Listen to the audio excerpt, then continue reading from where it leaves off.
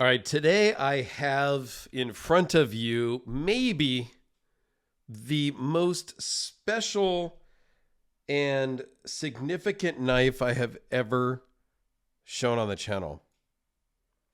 And we'll get into why that is here in a second, but it it it's a mini ultimatum from Kurt Merriken. But it's not just any mini ultimatum. This knife was the brainchild of Kurt and a woman, Lillian, and inspired by Kevin, Lillian's fiance at the time. They got engaged. She asked Kevin, "What would you like for your wedding present?" And he jokingly said, "A Kurt Merriken mini ultimatum." And she goes, "Well, where can I buy one?" To which he said, "You can't. You need to beg Kurt to make one," basically. So in 2023, Kevin and Lillian actually met Kurt at the California Custom Knife Show in February. They were getting married in October.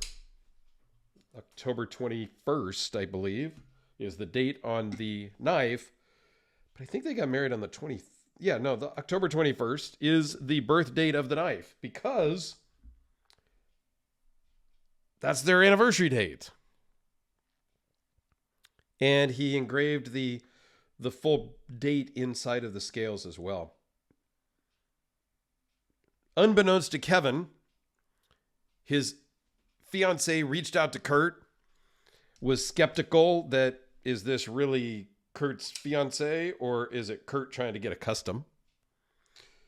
They figured it out, and Kurt took a lot of the comments that Kevin had been talking to Kurt about if he was going to build his ultimate knife.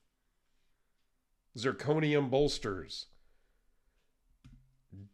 dovetailed scales, green micarta, which matched his emerald green suit at the wedding. Zirconium pocket clip. Zurblasted Samurai blade. Like, Kurt listened to a lot of the things that Kevin had commented over the years, or over time and in some discussions and things, and he put together this perfect knife for him. Same emerald green micarta pivot collars. Nice texturing on the zirconium bolsters. I believe there's zirconium thumb studs as well, but don't quote me on that one. So they did this all behind the scenes. Kevin had no idea. Zircuti backspacer. And on their wedding day, Lillian gifted this knife to him and said, "Happy wedding present." Like, I don't know, whatever she said. But Kevin was just blown away.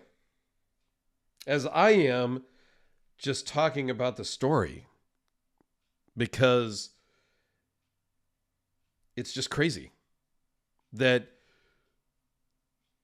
the fiance goes out of her way to reach out to a maker, one of her fiance's favorite makers, to get a knife made.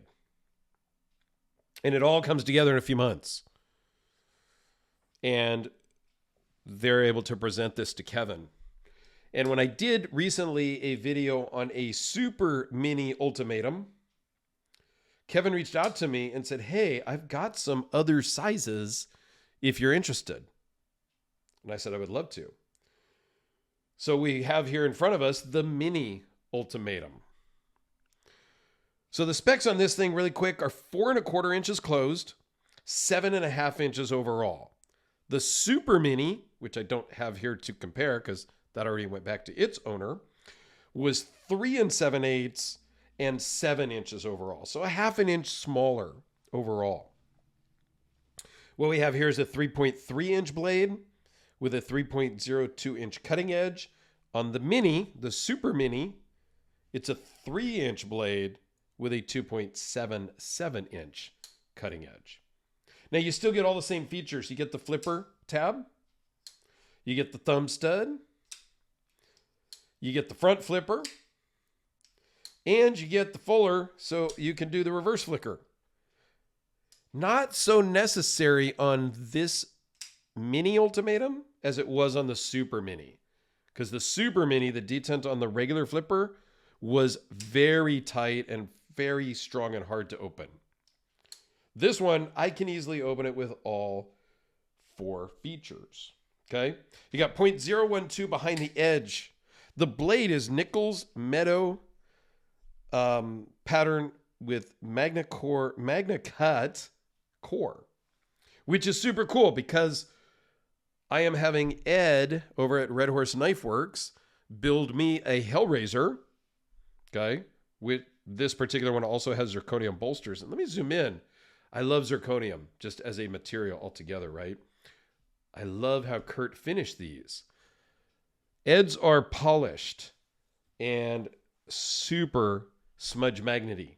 Like you touch it and it's got stuff. Like I love a little bit of texture. I like a matte finish, right? So anyway, Ed is working on the last Hellraiser ever to be built. And we are using a Sanmai with a Magna Cut core as well. May not be this pattern, but will be super cool for sure. So I love that combination. This thing weighs in at 4.2 ounces. Overall thickness is 0.591. Runs on skiff double row bearings. Now, Kevin told me, hey, this thing gets carried and pocketed a lot, so go ahead and carry it. I was like, what? Does your wife know about that? I don't want to get in trouble with me cheating on her knife or, whatever. So I might have carried it today a little bit just because he wanted me to really pocket it to understand how the pocket clip works. And the pocket clip works fantastic.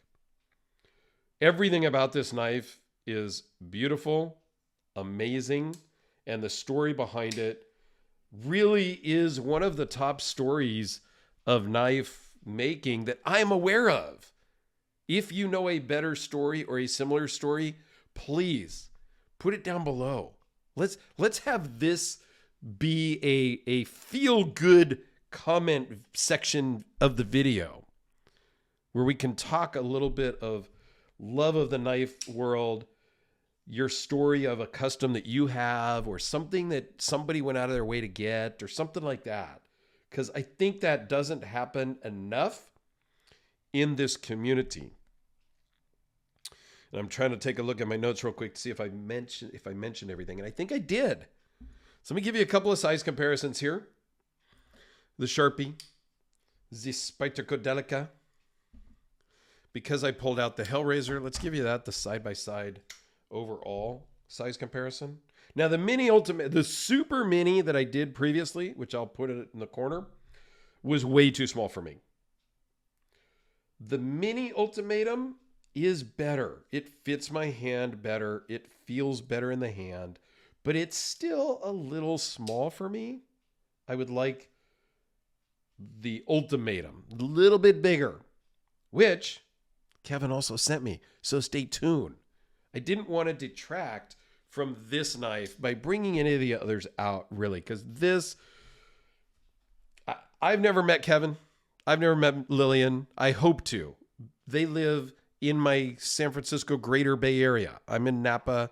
They're in the San Francisco area. So we're in the same area. So I'm hoping we can get together for lunch when I return these knives to them because of the story, the significance of this knife. And maybe I'm going a little overboard, but I don't think so. To me, this is really significant. And I'm not even the person that was married or in the relationship or know them.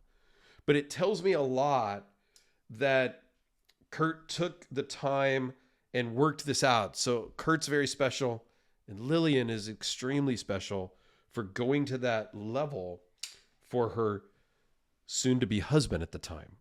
So not only do you get the certificate of authenticity from Kurt, but Kurt also did another certificate and laser engraved a note from Lillian to Kevin, which was in the box too. I'm not going to share that because that's a little more personal.